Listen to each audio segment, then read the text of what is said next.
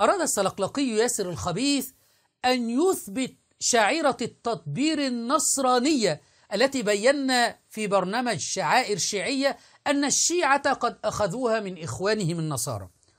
من أجل أن يثبت هذه الشعيرة التطبير، وهي الضرب على الرؤوس بالسيوف وإسالة الدماء، قام بالطعن في آل بيت رسول الله صلى الله عليه وسلم ليجعل الشيعة يفعلون هذا التطبير.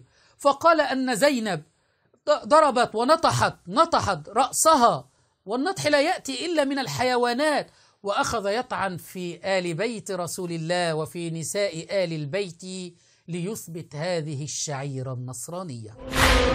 إذا زينب صلوات الله عليها نطحت رأسها بمقدم المحمل. سمعتم هذا عدو آل البيت السلقلقي ياسر الخبيث وهو يحاول أن يثبت هذا ويطعن في نساء آل البيت، زينب أخت الحسين رضي الله عنه.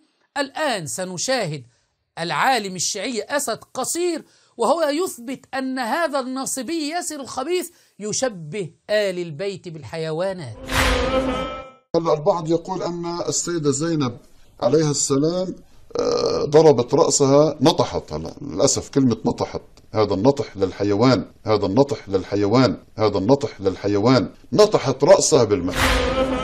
نصدق الأول الذي شبه آل البيت بالحيوانات السلقلقي ياسر الخسيس قاتله الله، أم نصدق الثاني الذي يحاول تكذيب هذه الروايات التي أتت في كتبهم الموروث الذي أخذوه من اليهودية والنصرانية والمجوسية باعتراف كمال الحيدري؟ عمائم مزيفة.